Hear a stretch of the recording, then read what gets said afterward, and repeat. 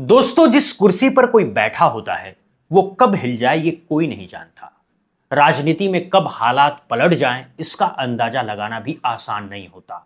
और इस वक्त देश की राजनीति में कुछ ऐसा ही माहौल देखने को मिल रहा है। खबर है कि लोकसभा में महिला आरक्षण से जुड़ा 133वां संविधान संशोधन बिल पास नहीं हो पाया। दोस्तों, इसके तुरंत बाद ही प्रधानमंत्री नरेंद्र मोदी ने कल रात को देश को संबोधित किया। अब सवाल तेजी से उठ रहे हैं कि क्या यह संबोधन सिर्फ सफाई देने के लिए था या फिर कोई बड़ा सियासी फैसला सामने आने वाला था। सोशल मीडिया पर चर्चा तेज हो गई है। लोग पूछ रहे हैं कि क्या सरकार पर दबाव बढ़ चुका है, क्या यह हार किसी बड़े बदलाव का संकेत है। सत्ता के गलियारों में हलचल तेज है और विपक्ष इस पूरे मामले को सरकार की बड़ी राजनीतिक हार बताने में लगी हुई है। वहीं सरकार इसे एक अलग नजरिए से पेश करने की तैयारी कर रही है। नमस्कार दोस्तों, आदाब, सत श्री अकाल, स्वागत है आप सभी का और मैं हूं विक्की कुमार। आप समझते हैं कि आखिर संसद में हुआ क्या है और इस हार को इतना बड़ा क्यों माना जा रहा है। 131वें संविधान संशोधन बिल के तहत लोकसभा सीटों की संख्या बढ़ाने और महिलाओं को 33% आरक्षण देने की बात थी। सरकार इसे एक ऐतिहासिक कदम बता रही थी, लेकिन विपक्ष ने इसे परिसीमन से जोड़ने पर कड़ा विरोध किया। वोटिंग के दौरान 528 सांसद मौजूद थे, 298 ने समर्थन किया और 230 ने विरोध में वोट दिया। लेकिन बिल पास करने के लिए जरूरी 2/3 यानी 352 का आंकड़ा पूरा नहीं हो सका और बिल गिर गया। यह सिर्फ संख्या की कमी नहीं थी, बल्कि यह एक साफ संकेत था कि इस मुद्दे पर सरकार विपक्ष को साथ नहीं ला पाई। 2014 के बाद पहली बार ऐसा हुआ है जब सरकार को इतने बड़े विधेयक पर खुलकर हार का सामना करना पड़ा है और उसकी रणनीति कमजोर पड़ती नजर आई। इस हार के बाद प्रधानमंत्री नरेंद्र मोदी ने तीखी प्रतिक्रिया दी और विपक्ष पर महिला विरोधी होने का आरोप लगाया।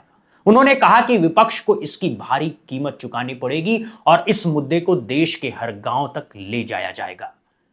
दोस्तों, बताया जा रहा है कि अहम बैठकों में यह साफ कर दिया गया है कि सरकार इस मुद्दे को चुनावी एजेंडा बनाएगी और जनता के बीच बड़े अभियान के तौर पर पेश करेगी। प्रधानमंत्री ने यह भी कहा है कि विपक्ष अपनी गलती छिपाने की कोशिश कर रहा है। प्रधानमंत्री मोदी का यह संबोधन सिर्फ एक सामान्य प्रतिक्रिया नहीं माना जा रहा है, बल्कि इसे एक नई राजनीतिक रणनीति की शुरुआत के तौर पर भी देखा जा रहा है। ऐसी आकांक्षाएं जताई जा रही है कि सरकार इस हार को ही एक बड़ा मुद्दा बनाकर जनता के बीच एक नया नैरेटिव पेश करने की कोशिश कर सकती है।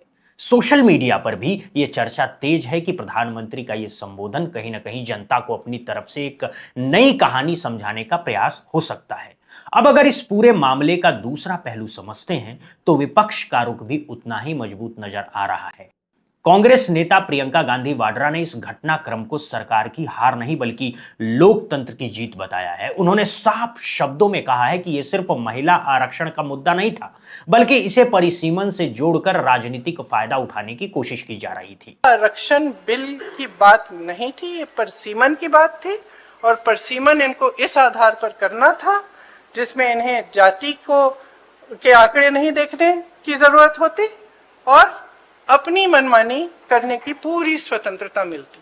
तो ये बिल्कुल मुमकिन ही नहीं था कि विपक्ष उनका साथ दे और मैं बहुत खुश हूं कि आप सबने, देश ने देखा कि जब विपक्ष एकजुट हो जाता है तो किस तरह से इनको हराया जाता है। प्रियंका गांधी का कहना है कि सरकार परिसीमन ऐसे आधार पर करना चाहती थी जहां जातिगत जनगणना के आंकड़ों को नजरअंदाज किया जा सके और अपने हिसाब से फैसले लिए जा सके।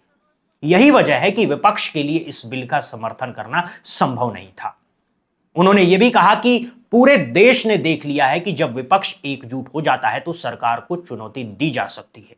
यह बयान सीधे तौर पर प्रधानमंत्री नरेंद्र मोदी पर राजनीतिक हमला माना जा रहा है। दोस्तों, विपक्ष का यह भी कहना है कि वो महिला आरक्षण के खिलाफ नहीं है, बल्कि उसे तुरंत लागू करने के पक्ष में है, लेकिन इसे जनगणना और परिसीमन से जोड़ना पूरी तरह गलत है। उनका यह तर्क है कि अगर यह बिल पास हो जाता तो दक्षिण भारत और छोटे राज्यों का प्रतिनिधित्व कम हो सकता था, जिससे देश में संघीय ढांचों पर असर पड़ता। यही वजह रही कि विपक्ष ने एकजुट होकर इसका विरोध किया और सरकार को बड़ा झटका दिया। कुछ ठोस करना है तो आप 2023 में जो सर्वसहमति से जो विधेयक पास हुआ था, पारित हुआ था, सारे दलों ने उसका समर्थन किया था, उसको लाइए उसमें अगर कुछ एक आध संशोधन करना है छोटा, ताकि वो अभी लागू हो सकता है, करिए और उसको अभी लागू करिए। महिलाओं को हक दीजिए, अभी दीजिए, लेकिन उसको आप घुमाकर और दूसरी चीजों के साथ उसको अटैच करके आप गुमराह करने की कोशिश मत करिए। सीधी सी बात है, इसको अभी करिए, हम सब तैयार हैं। इसके साथ ही प्रियंका गांधी ने यह भी कहा कि 2023 में जो महिला आरक्षण विधेयक सर्वसम्मति से पास हुआ था, सरकार को उसे तुरंत लागू करना चाहिए और महिलाओं को उनका अधिकार देना चाहिए। प्रेस कॉन्फ्रेंस में उन्होंने साफ कहा कि महिला आरक्षण के मुद्दे पर पूरा विपक्ष एकजुट है और इसके समर्थन में खड़ा है। अब विपक्ष इस पूरे घटनाक्रम को अपनी जीत के तौर पर पेश कर रहा है और इसे लोकतंत्र की मजबूती का एक बड़ा उदाहरण बता रहा है। वो ये भूल रहे हैं कि 21वीं सदी की नारी देश की हर घटना पर नजर रख रही है। वो उनकी मंशा भांप रही है और सच्चाई भी भली भांति जान चुकी है। इसलिए महिला आरक्षण विरोध करके जो पाप विपक्ष ने किया है,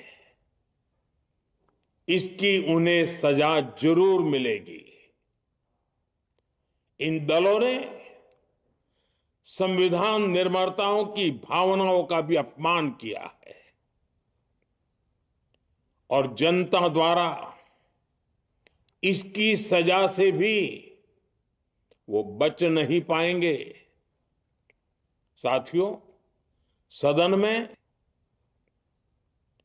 और जनता द्वारा इसकी सजा से भी वो बच नहीं पाएंगे। साथियों, सदन में नारी शक्ति वंदन संशोधन किसी से भी कुछ छीनने का नहीं था। नारी शक्ति वंदन संशोधन हर किसी को। अब इस पूरे घटनाक्रम का सबसे बड़ा सवाल यही है कि क्या ये सिर्फ एक विधेयक की हार है या इसके पीछे कोई बड़ा राजनीतिक संकेत छिपा हुआ है। सोशल मीडिया पर लगातार चर्चा हो रही है कि क्या सरकार का बहुमत कमजोर पड़ता जा रहा है, क्या सहयोगी दल पूरी तरह साथ नहीं है और क्या आने वाले समय में सियासी समीकरण बदल सकते हैं। कुछ लोग इसे सरकार की रणनीति की गलती बता रहे हैं, तो वहीं कुछ लोग इसे विपक्ष की एकजुटता की बड़ी जीत मान रहे हैं। प्रधानमंत्री नरेंद्र मोदी का अचानक देश को संबोधित करना भी इन सवालों को और मजबूत कर रहा है, क्योंकि आमतौर पर ऐसे संबोधन तब होते हैं जब सरकार कोई बड़ा संदेश देना चाहती है या कोई अहम फैसला सामने आने वाला होता है। अब देखना दिलचस्प होगा कि इस संबोधन में कोई नई योजना और नई दिशा देश के सामने रखी जाएगी। हालांकि सोशल मीडिया पर जिस तरह की चर्चाएं चल रही है, उसमें कुछ लोग ये भी कह रहे हैं कि यह संबोधन सिर्फ एक नैरेटिव सेट करने की कोशिश हो सकता है। अगर पूरे घटनाक्रम को एक साथ जोड़कर देखें तो साफ नजर आता है कि देश की राजनीति इस समय एक बड़े मोड़ पर खड़ी है। संसद में हार, विपक्ष का आक्रामक रुख और प्रधानमंत्री का संबोधन, ये तीनों चीजें एक साथ जुड़कर एक बड़ा राजनीतिक संकेत दे रही है। ये सिर्फ एक दिन की खबर नहीं है, बल्कि आने वाले समय की राजनीति की दिशा तय करने वाला एक अहम मोड़ बन चुका है। दोस्तों, अब सबकी नजरें इस बात पर टिकी है कि क्या सरकार नई रणनीति के साथ आगे बढ़ेगी या ये हार आने वाले चुनावों की दिशा तय करेगी, क्योंकि जब संसद में आंकड़े साथ नहीं देते तो उसका संदेश बहुत दूर तक जाता है और रणनीति की दिशा बदलने की ताकत रखता है।